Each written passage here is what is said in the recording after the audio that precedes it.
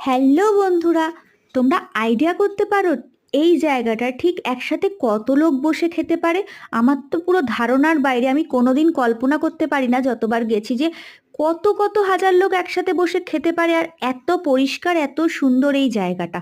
অনেকেই জানো, আবার অনেকেই জানো না। এটা হচ্ছে বেলুড় মঠে সেই ভোগ খাওয়ার জায়গা, যে জায়গায় একসাথে প্রচুর মানুষ ভোগ খায়। আমরা অনেকবার খেয়েছি ওখানে। তোমরা কে কে গেছো আর কে কে খেয়েছো কমেন্টে জানাতে ভুলো না। আর যারা যাওনি এখনো, অবশ্যই একবার কিন্তু বেলুড় মঠ ঘুরে যেও। পৌষ মাসে ডালা কে কে দাও? আমি দিই। তাই শনিবার পুকুকে নিয়ে চলে গেছিলাম পৌষ মাসে ডালা দিতে দক্ষিণেশ্বর মন্দিরে। মূলো দিয়ে যেই ডালাটা দেওয়া হয় সেটা। দেখো এই বিদেশিনী, তার সাথে অনেকক্ষণ কথা হলো। যারা আমার পুরো বড় ব্লগটা দেখেছো তারা একটু অবশ্যই জানো, আর যারা দেখোনি প্লিজ দেখে আসতে পারো গিয়ে, ভালো লাগবে।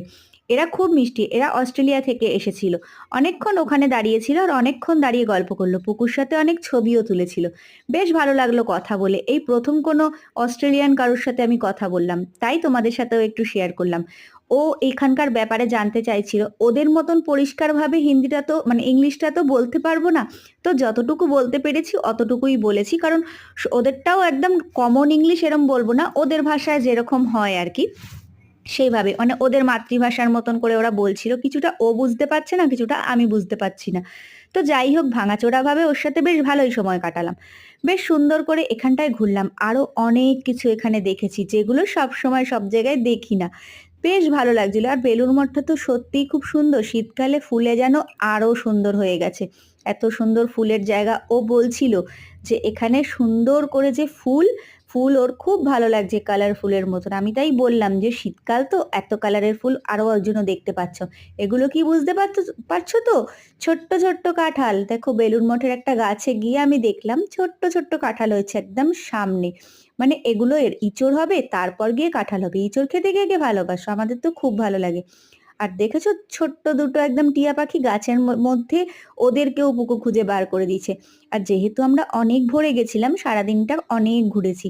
কারণ আমরা ভোর 5:30টায় বেরিয়েছিলাম। তো 7:10-এর মধ্যে পুজো কমপ্লিট করে দিয়ে চলে গেছিলাম। ওখান থেকে লঞ্চ ধরলেই বেলুড় মঠে পৌঁছে যাওয়া যায়। যারা জানো না তারা কিন্তু লঞ্চে করে যেতে পারো, ভীষণ ভালো লাগবে। অনেকটা সময় লঞ্চে কাটাতে পারবে। আর ওই দূরে যে দেখতে পাচ্ছ বেলুড় মঠ, আর ওয়েদারটা তো অসাধারণ। রোদও উঠেছে আর গঙ্গার উপর দিয়ে এত সুন্দর লাগছে। আর দক্ষিণেশ্বরের মন্দির তোমাদের না দেখালে হয়? মন্দিরের ভেতরে না যেতে পারি, বাইরে থেকে তো ছবি অবশ্যই তুলবো। তাই তোমাদের সাথে একটু শেয়ার করলাম। কমেন্টে কিন্তু জানিও এই শর্টটা তোমাদের কেমন লাগলো। আজকের মতন টাটা।